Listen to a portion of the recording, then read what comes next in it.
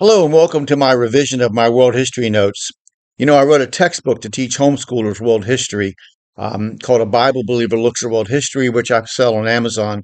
But I wanted to revise it. I wanted to dig deeper in some things, make some changes that I might feel more comfortable with, and certainly see what people's comments were. So this is what I'm doing. It's mostly for me because it's going to help me get my mind in order as far as what I want to do differently. But today, what I'm going to talk about feel pretty confident with. So more about Egypt.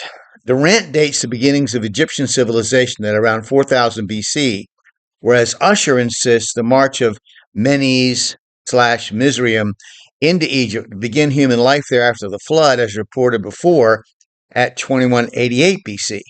One of the ways he arrived at that date was by accepting the statement of Constantinos Manassas that Egypt existed as a state for 1663 years until Cambyses of Persia conquered it.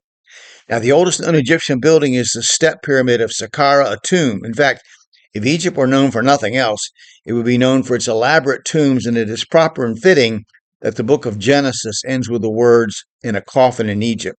Egypt was a civilization obsessed with death and the afterlife. Now, traditional historians tell us that the first great king of Egypt, the tyrant and pyramid builder Khufu, ruled around 2500 BC. Obviously, the discrepancies in dating methods make such statements questionable. Herodotus calls him Cheops or Cheops and says that he plunged Egypt into all kinds of wickedness and forced labor to build for himself, the results of which can be seen on any travel poster of Egypt. His successor and rival for building extravagance would be Khafra. They were excellent at building tombs. In the Great Pyramid attributed to Khufu Cheops, there are 2.5 million blocks, some of them weighing 150 tons, all of them averaging 2.5 tons, covering 500,000 square feet area and rising nearly 500 feet in the air. A scientist named Boval noticed that the three pyramids on the Giza Plateau are lined up perfectly with the belt of the constellation the hunter Orion, who ancient mythologists also knew as Nimrod, the great corrupter of mankind and rebel against God. Virginia Trimble and Alexander Badawi first noticed that the, quote, air shafts in the king's pyramids point towards Orion.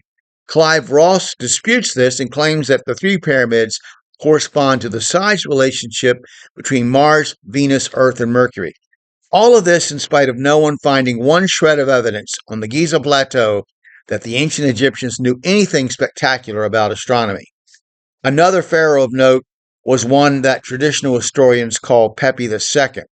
His reign, we'll talk about his reign next. I'm going to stop there and just hope that you'll consider what I've said. Feel free to make comments. If you disagree with some statement of fact or want to bring something else in, definitely post it in the comments. And I hope if you watch this video, you will click like and subscribe or follow and share it with somebody else.